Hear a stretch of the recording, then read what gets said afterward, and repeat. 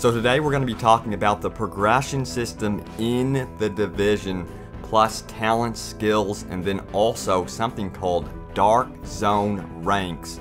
And then we're going to be going over how Rainbow Six Siege and the Division actually interconnect, so stay tuned for that. But as always, remember, use that video guide in the description below to skip ahead to the info you seek. But hey guys, what's up? It's Robbie with Open World Games, and after my time with the Division, I'm even more excited for the game because those controls are silky smooth. And by the way, special thanks to Ubisoft Massive for including me as an Easter egg twice in their game. I'm actually featured on the fridge door as Knight Robbie from the Xbox One cinematic trailer, and then also I'm on a wall of rogue agents in the Dark Zone. That is so badass. So we will hunt down that wall together and really guard it with our lives. Make sure no grenades or bullets hit that wall ever. So it is really cool. So again, thanks to Ubisoft Massive for really participating in the community and doing that for us. But we're going to dive straight into the character progression, more specifically how you actually rank up in this game. We saw a little bit of a tease of this in the E3 2015 demonstration. He leveled up to level 13, and then you will notice that 3 talents were actually upgraded, +2 after that happened. These are your passive abilities that are going to be running in the background at all times, and it's likely these are going to be your active talents that are going to be ranking up as you play, so that's something to remember.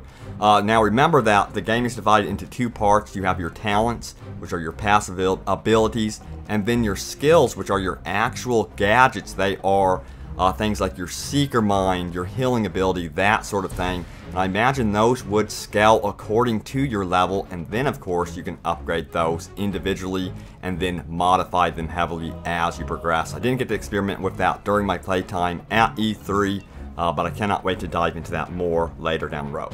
But you can actually level up quicker in this game dependent on the challenges you face throughout your journey. So if you face off against higher level opponents like the elites and cleaners, you can expect to level up quicker. Now, if you go for the headshots, the multi-kills, the special kills, and things like that, you can expect to level up much quicker, as demonstrated during the E3 presentation. So it's going to be extremely important to go after those bonuses, because you will definitely notice them when you're leveling up in the game. And you know what else also helps you out? Sticking with your team, because reviving also increases your level.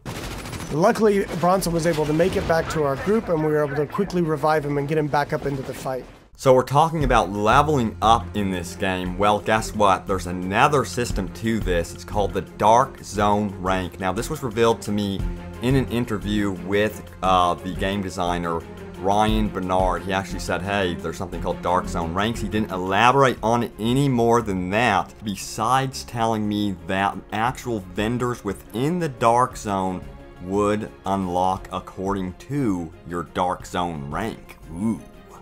But I would imagine this would be connected to bounties in the Dark Zone. That is, killing rogue agents and just doing things that are uniquely unique to the Dark Zone. So, you know, upgrading your Dark Zone rank may imply that you would unlock special PvP weapons back at the base of operations. Think Destiny. Remember, they had Vanguard ranks and then also the Crucible ranks. I think the same system will imply here in the Division. I really wouldn't be surprised if that was the case. Now, interestingly, we have another wrinkle in this.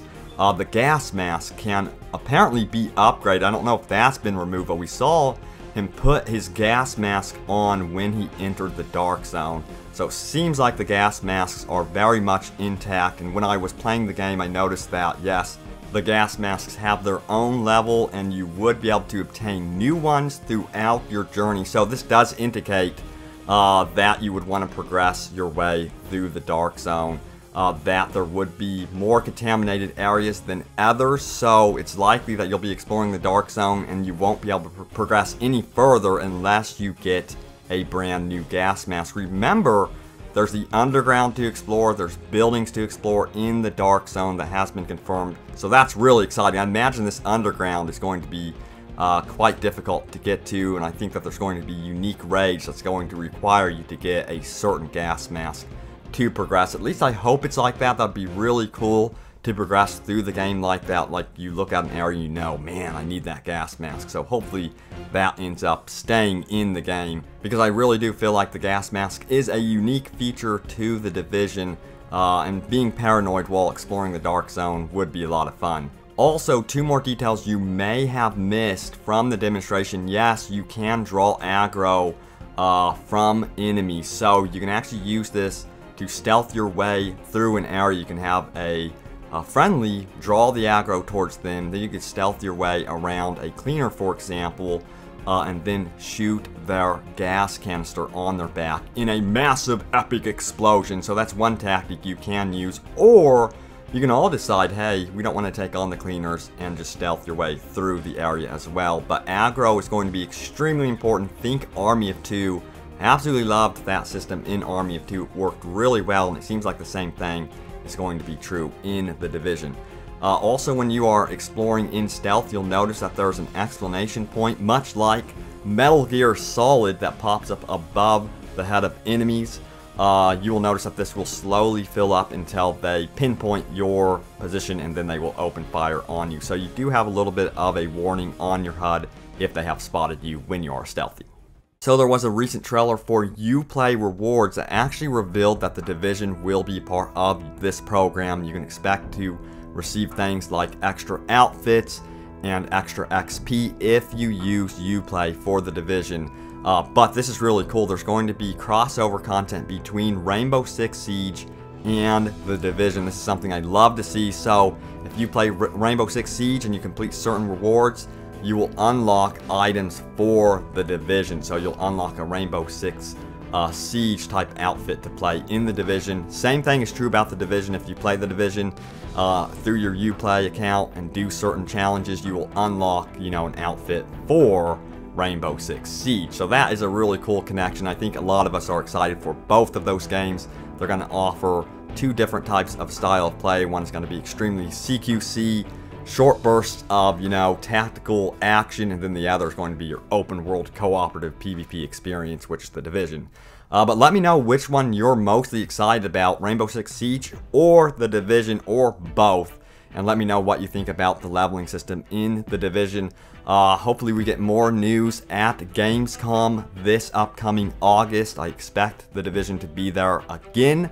We saw some great things from it at E3 2015. Finally got to see those Dark Zones in action, which was spectacular. Finally, you know. But guys, thank you so much for watching, and stay tuned for more Tom Clancy The Division right here on Open World Games, and I will see you next time.